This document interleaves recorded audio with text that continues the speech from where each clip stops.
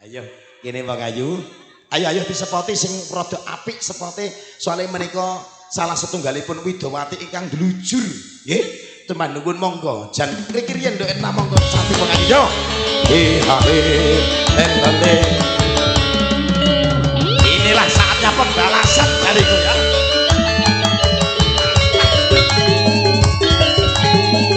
Nenon amin nenon ha. Iyo.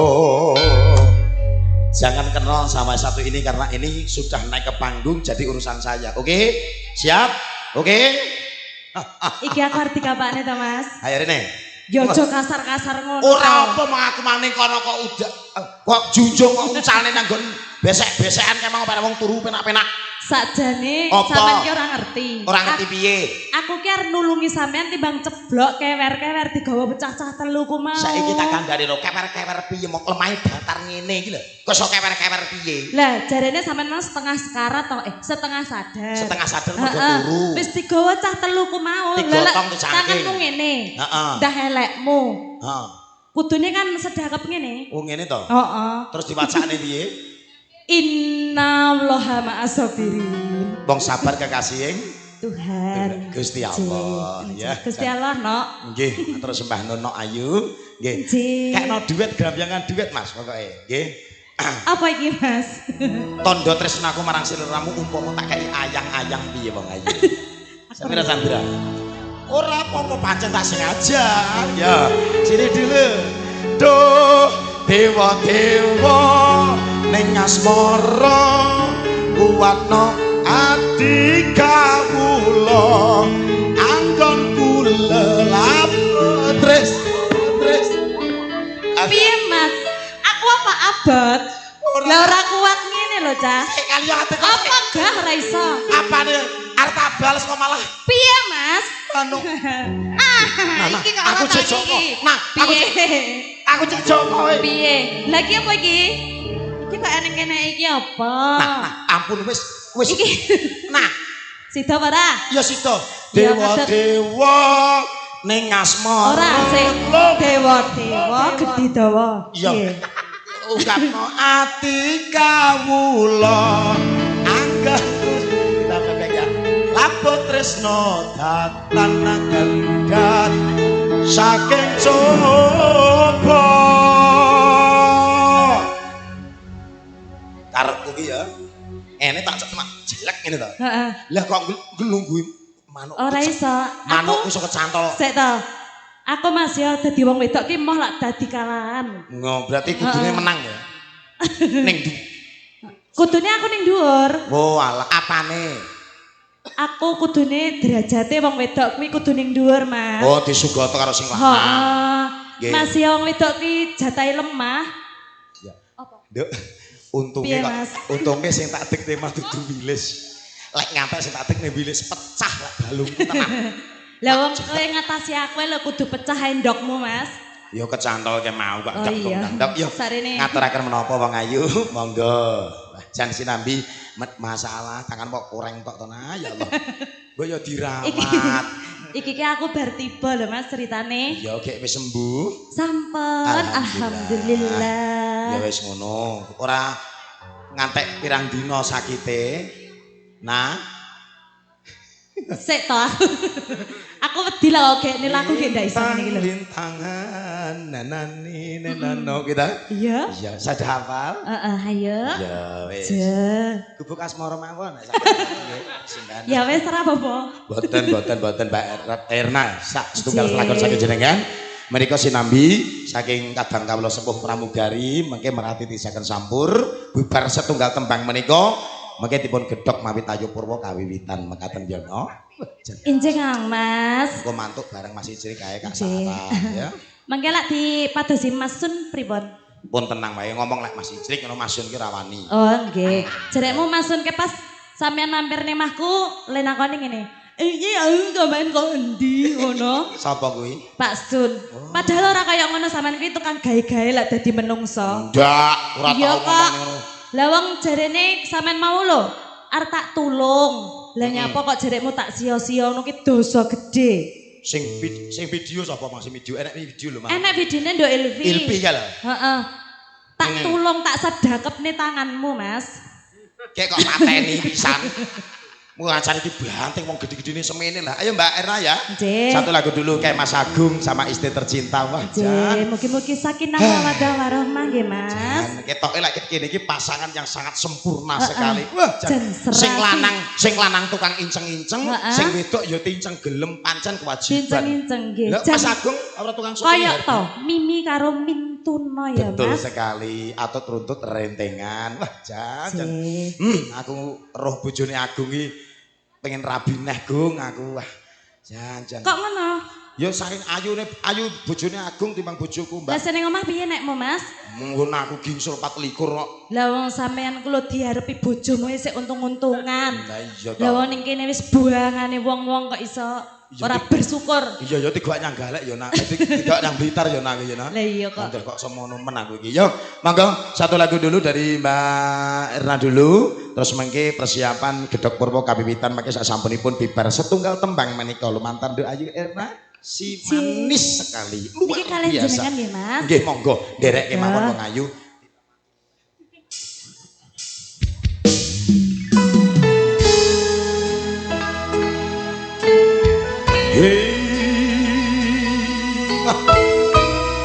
Pak Po, sekejakaken Pak Po, monggo.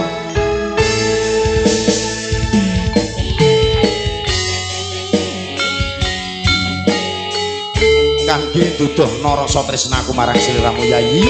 Injih tak laras setunggal tembang iki spesial kanggo sliramu, ya no? Matur semene. Siang pantoro ratri amung manis sing ati setiamu bisa anduweni marang dia Sulastri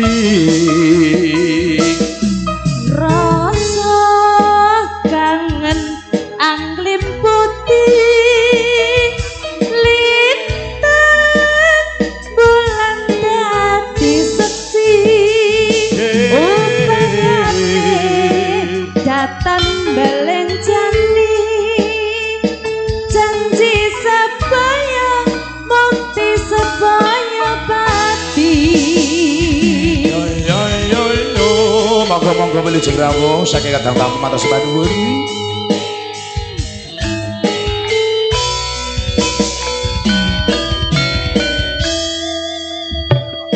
Wong ayu tresnamu kinarya tombo susah jroning batenku.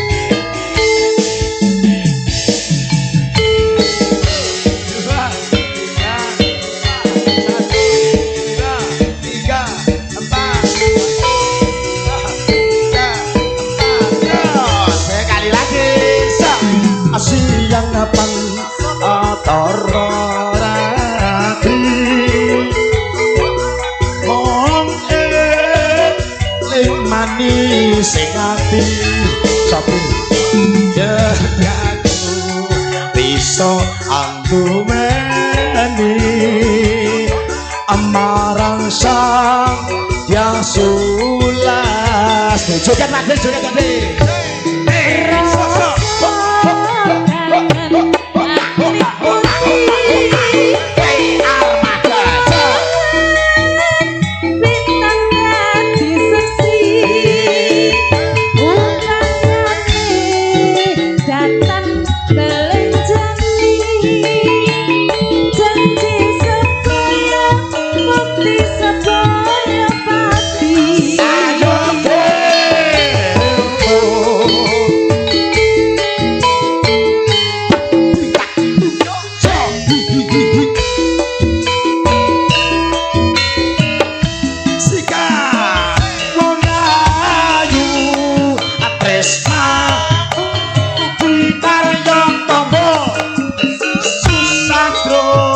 ning batinku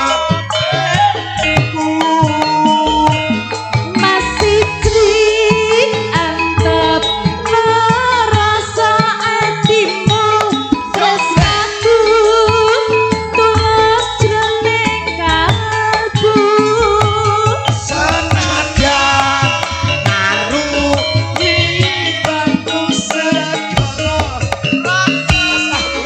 rasaku senadyan nyawa koncan sakaraga yen wis tresno rapi satipisana Mbak Erna lho iki Armada wis remuk HR Production HR Audio asik asik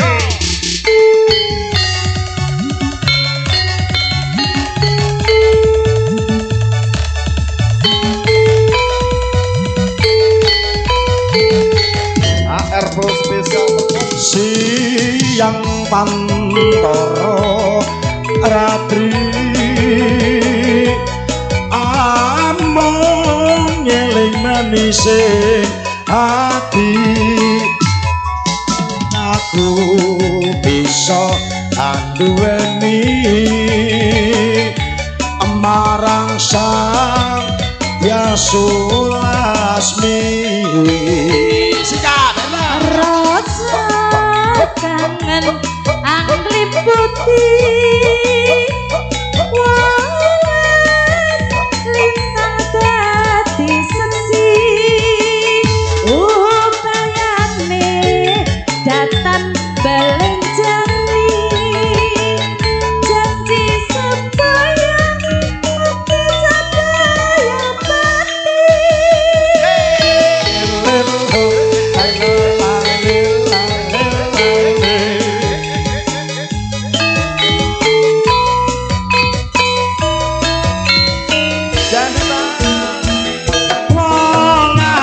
dalem kampres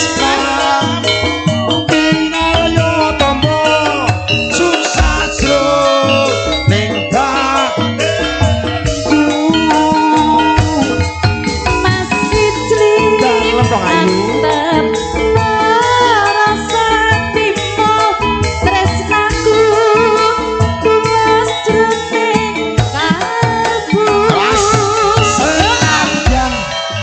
kalbu banyu segara tresnaku ra bakal seno